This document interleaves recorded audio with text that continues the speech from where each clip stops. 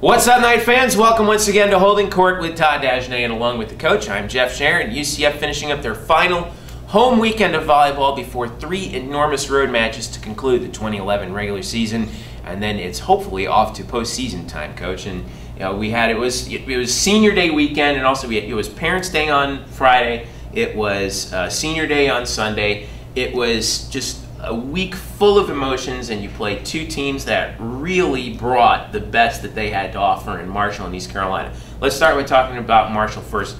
Tough 5-gamer. Marshall really brought it in this match, I thought, but you guys were able to pull it together and find a way to get the win.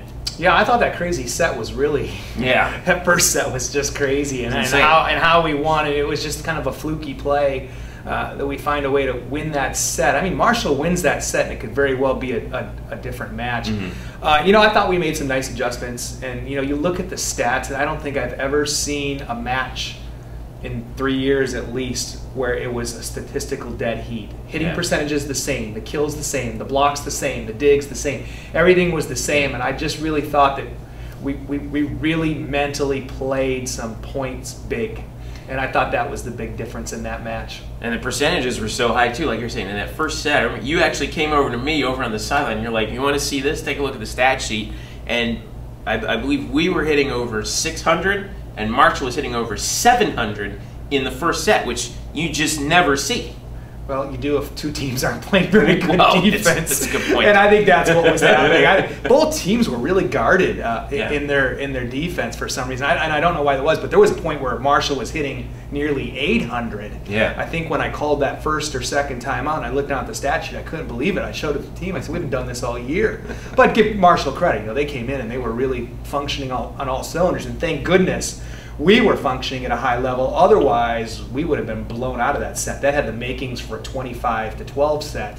But we were able to run with them, and then all of a sudden we just got some crazy, fluky plays at the end to win. It was really just kind of, it was a weird set. That's all I can say. It was a weird set. We're very fortunate to have won that one. Then settled down, played some pretty good defense, made some nice adjustments with our substitution patterns. And it turns out to have made the difference. Yeah, and then the next day, actually 2 days later, on Sunday, you come out and you play against East Carolina, who, you know, let's be honest, they've been struggling this year. But in that first set, they come out and they win the first set, and you're thinking, wow, you know, this team's really bringing it to us tonight. But you guys end up out again, pulling it together, getting the win in 4. But it was really weird there for a little bit, wasn't it, in that match? Well, I thought ECU played pretty solid, you know, and I don't know where we were.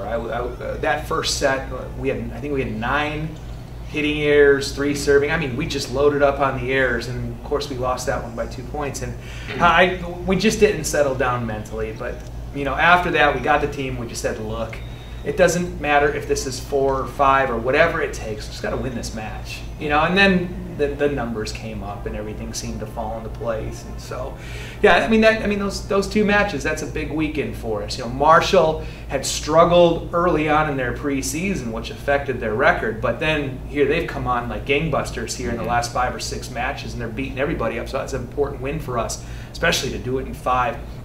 Of course, yeah, you said ECU had struggled, but we said they were going to try to make their season in 1 match, and they certainly did. And I thought we responded and shut them down late. But it was a challenging weekend for us. Last home weekend of the year, which does create that emotion. And as we're turning past the quarter pole here in the conference race, and when you take a look at the standings, UCF, you're still right in striking distance of where you want to be. Yes, tied for 4th place, but 1 game back of 2nd.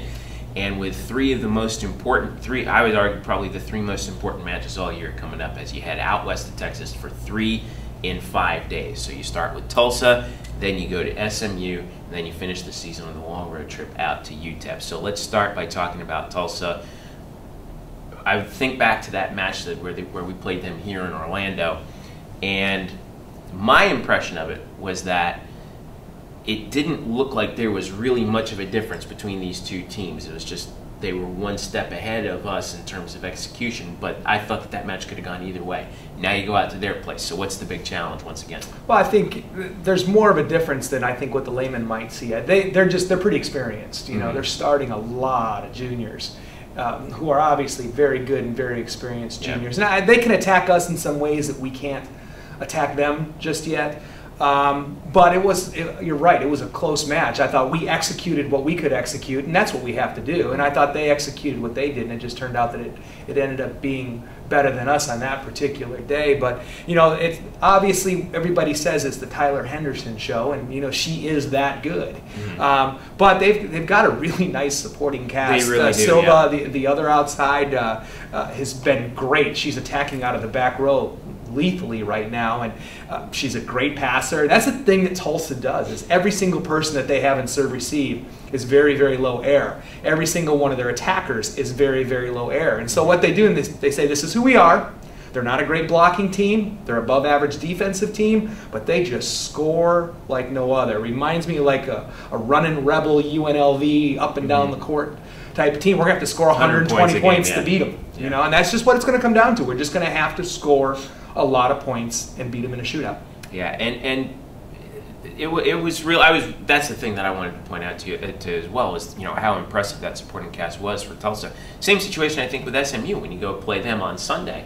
They're going to present another tough road test as well. Well, it's a completely different team for us. SMU is probably one of the elite blocking teams in the conference, and they have blockers that are ranked amongst the top 10 in the country. And I remember seeing them; they were like huge walking by. Yeah, well, and just they're just really this technically sound blocking team. They get their hands over the net fast, and that's we're an offensive team, and that's something that can give an offensive team a hard time. So we're gonna have to find ways to spread their block out, change our point of attack on them, and try to score a little more deception, I guess, instead of just going power volleyball at them, because you just can't go straight at them. You're going to eat the ball for lunch if you do that. And so, and they're fighting for their season. We'll talk about the standings later, but they're right there with us, and so that's their chance to get a game back on us when we go to their place. So, we said at the beginning of the year when we opened with Tulsa and SMU, it's the most challenging home weekend of the year, and now we go on the road and we have to face those two back-to-back for the most challenging road trip of the year in conference. And then you finish up with that, again, staying out on the road, but then heading all the way out to El Paso. It's the longest road trip in all Conference USA, from Orlando out to El Paso. We handled them pretty good the first time, but that was a long time ago. It was a long time ago, and I think they're a lot better now even than what they were back then. I think now they have a little more sense of who they are, and I think they're a lot more confident in who they are, and they know, they got a pretty good idea how they want to score. This turned out to be a weird road trip for us, because we go to Texas for the SMU and Tulsa weekend, and then we would have had to come home and then turn around 3 days later, went back out to Texas. And so we thought, what the heck, we might as well just go out there, stay out there, make an extended trip out of it, save a little bit on the budget. It's going to be a challenge for us to have to play these 3 matches. But that UTEP match could be for something pretty big, not only for them, but certainly for us.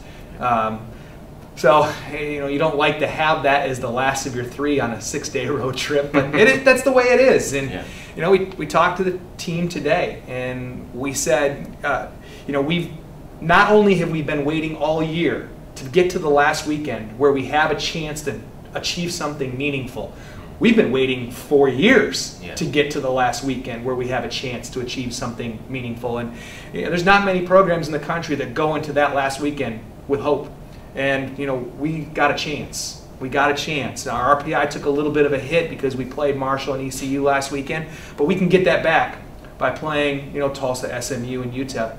3 pretty solid teams. So we got a shot, Jeff, and that's all that we asked for. Yeah, you can't really ask for anything more than just having the opportunity to, and it's in your hands. You're not having to scoreboard watch on anybody else, and that's going to be. And I think that any group of players, especially this group, as experienced as they are, it was. I think back to last year in the USF match, and the thought that we have a shot.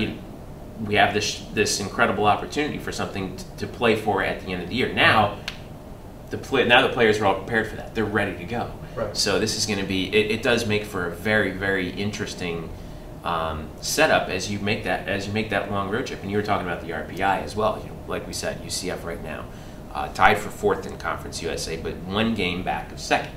So in the loss column. So when you look at that RPI, obviously, you do take a little bit of a hit with the East Carolina and the Marshall matches, but you can get that back. And how important is that as we now head down the final stretch? Well, I think in the last 3 and 4 years, RPI has been everything. I don't think the NCAA likes to admit that that's the case. You know, men's basketball, women's basketball, as they're in the selection room, they've watched hundreds and hundreds of basketball games, you know, and so the RPI is nothing more than a tool. You also have the eye test. That doesn't happen in volleyball. You know, the NCAA committee probably sees, you know, 3 or 4 matches outside of their own respective schools, and you know, so they go by the RPI, and it's the same thing.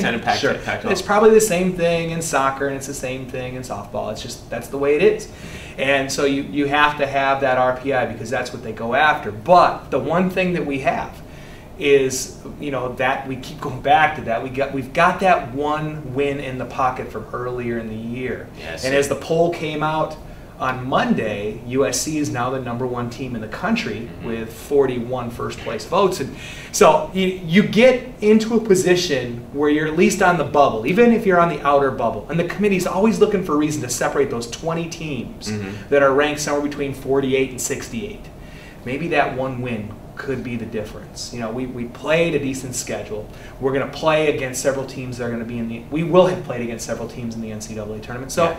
You know, it's not like we have to get into the 40s. I think we have to get somewhere in the 60s, 50s, and then just hope to goodness that win early in the season against Southern Cal somehow, you know, puts us over the top. Yeah.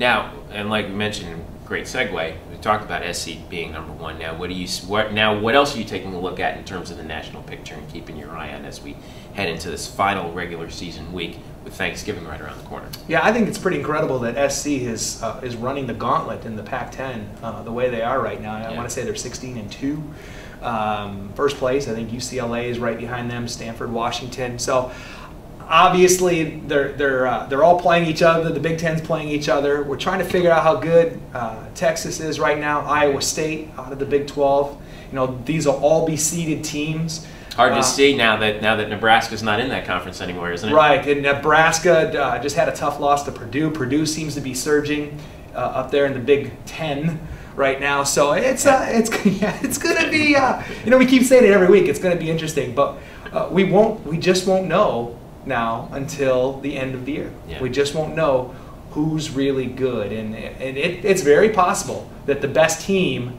in 3 weeks is not the best team that's playing right now. Well, it's going to be a fun weekend as we head forward. Now, after this group of matches is over, you play Friday, then Sunday, then Tuesday. You guys come home. What's the plan look like for the rest of the week? Well, what we're going to do is after UTEP, we have so many Texas people, Colorado. I think a lot of those kids are going to get to go home for a few days. They're going to leave right from Texas and spend a little bit of time at home. And we have them coming back in on Selection Sunday. We'll get together and watch the NCAA selection show, keep our fingers crossed that something good's going to happen for us, get into the NCAA tournament hopefully, and then start practicing on Monday and figuring out where we'll have to travel to on Thursday. Well, all goes well. It should be pretty exciting to see how that all shapes out, and it'll be a lot of fun, Coach. Best of luck out in Oklahoma and the Lone Star State this weekend. We'll see you when you get back right before the Thanksgiving holiday. Sounds good. Thanks. And thank you for joining us. Be sure to follow UCF Athletics on this big road trip, UCF Volleyball on Twitter and also on Facebook. And make sure you check out UCFathletics.com for live streaming of all of those matches as UCF takes on Tulsa, SMU, and UTEP on Friday, Sunday, and Tuesday, respectively. For Coach Dagenais, I'm Jeff Sharon. Thank you so much for watching. We'll catch you again on Holding Court when UCF returns back from the big Texas road trip. We'll see you then.